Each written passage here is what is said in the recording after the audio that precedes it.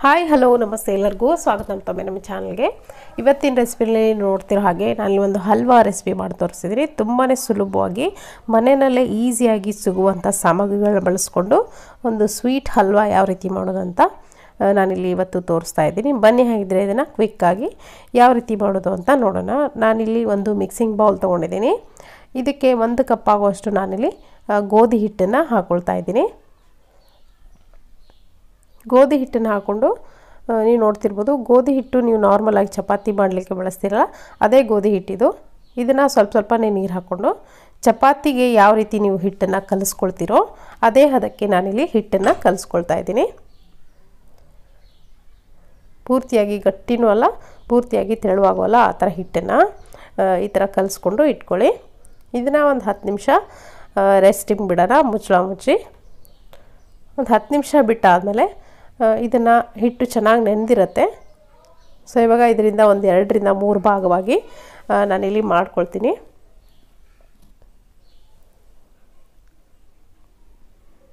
So ಇವಾಗ ಒಂದು 3 ಭಾಗ ನಾನಿಲ್ಲಿ ಮಾಡಿಕೊಂಡು ಇಟ್ಕೊಂಡಿದ್ದೀನಿ. ಇದಕ್ಕೆ ಪೂರ್ತಿಯಾಗಿ ಇದು ಮುಳುಗೋವರೆಗೂ ನಾನಿಲ್ಲಿ ನೀರನ್ನು ಹಾಕ್ಕೊಳ್ತಾ ಇದ್ದೀನಿ. ಆಲ್ಮೋಸ್ಟ್ 1.5 ಗ್ಲಾಸ್ ಅಷ್ಟು ನಾನಿಲ್ಲಿ ನೀರನ್ನು ಹಾಕ್ಕೊಂಡಿದ್ದೀನಿ.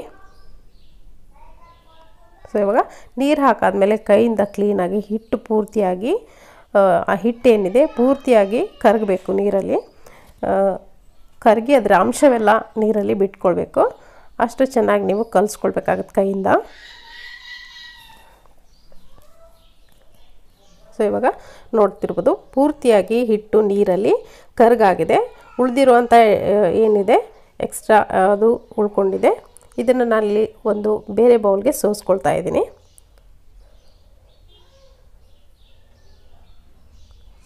ಸೊ ಇವಾಗ ನೀವು ಬೇಕಿದ್ದರೆ ಈ ಎಕ್ಸ್ಟ್ರಾ ಹಿಟ್ಟೇನು ಉಳಿದಿದೆ ಇದು ಕೂಡ ಸ್ವಲ್ಪ ನೀರು ಹಾಕ್ಕೊಂಡು ಅದರಿಂದ ಕೂಡ ನೀವು ಈ ಎಕ್ಸ್ಟ್ರಾ ಹಿಟ್ಟನ್ನು ಕರಗಿಸ್ಕೊಂಡು ಹಾಕ್ಕೊಳ್ಬೋದು. ನಾನಿಲ್ಲಿ ಇದನ್ನು ತೆಗಿತಾ ಇದ್ದೀನಿ.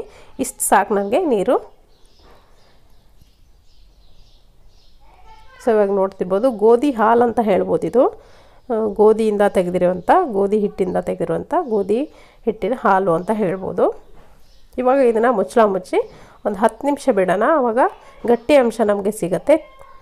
ನೀರೇನಿದೆ ಅದು ಎಕ್ಸ್ಟ್ರಾ ಮೇಲ್ಗಡೆ ಬಿಟ್ಕೊಂಡಿರುತ್ತೆ. ನೋಡ್ತಿರ್ಬೋದು, ಇವಾಗ ಒಂದು 10 ನಿಮಿಷ ಬಿಟ್ಟಿದ್ದೆ ನಾನು. ಕೆಳಗಡೆ ಗಟ್ಟಿಯಾಗಿರುವಂಥ ಅಂಶ ಉಳ್ಕೊಂಡಿದೆ, ಮೇಲ್ಗಡೆ ನೀರು ಇದೆ. ಈ ಮೇಲ್ಗಡೆ ಇರುವಂಥ ನೀರನ್ನು ನಾನು ಒಂದು ಬೇರೆ ಬೌಲ್ಗೆ ತೆಗಿತಿದ್ದೀನಿ.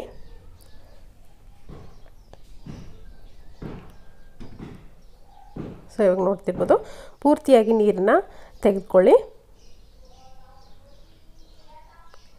ಇವಾಗ ನಮಗೆ ಬೇಕಾಗಿರೋದು ಈ ಎಕ್ಸ್ಟ್ರಾ ಉಳಿದಿದೆಯಲ್ಲ ಗಟ್ಟಿಯಾಗಿರುವಂಥದ್ದು, ಅದು ಬೇಕಾಗಿರೋದು. ಇವಾಗ ಮಾಡೋದು ನೋಡೋಣ, ಹಲ್ವಾ ಯಾವ ರೀತಿ ಮಾಡೋದು ಅಂತ. ನಾನೊಂದು ಪಾತ್ರೆ ಬಿಸಿ ಇಟ್ಕೊಂಡಿದ್ದೀನಿ. ಪ್ಯಾನ್ ನಾನ್ ಸ್ಟಿಕ್ ತೊಗೊಂಡ್ರೆ ಒಳ್ಳೆಯದು, ಅಥವಾ ಕಬ್ಬಿಣದ ಪ್ಯಾನ್ನಲ್ಲಿ ನೀವು ಮಾಡ್ಕೊಳ್ಬೋದು. ಕಬ್ಬಿಣದ ಬಾಣಲೆ ಬರುತ್ತಲ್ಲ ಅದರಲ್ಲಿ ಕೂಡ ನೀವು ಮಾಡಿಕೊಂಡ್ರೆ ಒಳ್ಳೆಯದು. ಇವಾಗ ಇದಕ್ಕೆ ಸ್ವಲ್ಪ ತುಪ್ಪವನ್ನು ಹಾಕ್ಕೊಂಡು ಡ್ರೈ ಫ್ರೂಟ್ಸ್ನ ನಾನು ಸಣ್ಣದಾಗಿ ಕಟ್ ಮಾಡಿಕೊಂಡು ಫ್ರೈ ಮಾಡ್ಕೊಳ್ತಿದ್ದೀನಿ. ಫ್ರೈ ಮಾಡ್ಕೊಂಡು ಇದನ್ನು ತೆಗೆದು ಸೈಡಲ್ಲಿ ಎತ್ತಿಟ್ಕೊಳ್ತೀನಿ. ಈ ಸ್ಟೆಪ್ನ ನೀವು ಮೊದಲೇ ಮಾಡಿದ್ರೆ ತುಂಬ ಈಸಿ ಆಗುತ್ತೆ. ಸೊ ಇದನ್ನು ಸೈಡಲ್ಲಿ ಎತ್ತಿಟ್ಕೊಳ್ಳಿ. ನಾನಿಲ್ಲಿ 1 ಕಪ್ಪಷ್ಟು ಗೋಧಿ ಹಿಟ್ಟು ತೊಗೊಂಡಿದ್ದೀನಲ್ಲ, 1 ಕಪ್ಪಷ್ಟು ಗೋಧಿ ಹಿಟ್ಟಿಗೆ ನೀವು ಜಾಸ್ತಿ ಸ್ವೀಟ್ ತಿನ್ನೋದಾದರೆ 1.5 ಕಪ್ಪಷ್ಟು ಸಕ್ಕರೆ ಬಳಸಿ. ಇಲ್ಲ ಸ್ವೀಟ್ ಮೀಡಿಯಮ್ ಬೇಕು ಅಂದರೆ 1 ಕಪ್ಗೆ 1 ಕಪ್ ಮಾತ್ರ ಸಕ್ಕರೆನ ಬಳಸಿ. 1 ಕಪ್ ಸಕ್ಕರೆಯಲ್ಲಿ ಅರ್ಧ ಕಪ್ಪಷ್ಟು ಸಕ್ಕರೆನ ನಾನಿಲ್ಲಿ ಈ ಪ್ಯಾನ್ಗೆ ನಾನಿಲ್ಲಿ ಹಾಕ್ಕೊಳ್ತಾ ಇದ್ದೀನಿ. ಈ ಪ್ಯಾನ್ಗೆ ಸಕ್ಕರೆ ಹಾಕ್ಕೊಂಡು ಒಂದು ಸರಿ ಮಿಕ್ಸ್ ಮಾಡಿಕೊಂಡು, ಒಂದು ಹನಿ ಕೂಡ ಇಲ್ಲಿ ನೀರನ್ನು ಬಳಸೋ ಹಾಗಿಲ್ಲ, ತಾನಾಗೆ ಸಕ್ಕರೆ ಕರಗಬೇಕು. ಈ ಥರ ಕೈ ಆಡಿಸ್ತಾ ಇರಿ. ಇದನ್ನು ಮತ್ತೊಂದು ಒಲೆ ಮೇಲೆ ನಾನು ಕರಗಿಸ್ಲಿಕ್ಕೆ ಇಟ್ಕೊಳ್ತೀನಿ. ಇವಾಗ ಇನ್ನೊಂದು ಒಲೆ ಮೇಲೆ ನಾನು ಇನ್ನೊಂದು ಪಾತ್ರೆನ ಬಿಸಿ ಇಟ್ಕೊಂಡಿದ್ದೀನಿ. ಸೊ ಇದಕ್ಕೂ ಕೂಡ ಉಳಿದಿರುವಂಥ ಅರ್ಧ ಕಪ್ಪಷ್ಟು ಈ ಸಕ್ಕರೆ ಏನಿದೆ ಇದನ್ನು ಹಾಕ್ಕೊಳ್ತೀನಿ. ಸಕ್ಕರೆ ಹಾಕ್ಕೊಂಡು ಸಕ್ಕರೆ ಎಷ್ಟು ಬೇಕೋ ಅಷ್ಟು ಮಾತ್ರ ನೀರನ್ನು ಹಾಕ್ಕೊಳ್ಳಿ. ಸಕ್ಕರೆ ಜಸ್ಟ್ ವೆಟ್ ಆಗಬೇಕು ಅಷ್ಟು ಮಾತ್ರ ನೀರು ಹಾಕ್ಕೊಂಡು ಸಕ್ಕರೆನ ಕರಗಿಸ್ಕೊಳ್ಳಿಕ್ಕೆ ನಾನಿಲ್ಲಿ ಇಟ್ಕೊಳ್ತೀನಿ. ಸ್ವಲ್ಪ ಹೈ ಫ್ಲೇಮ್ ಇಟ್ಕೊಂಡು ನೀವು ಬೇಗನೆ ಕರಗಿಸ್ಕೊಳ್ಬೋದು.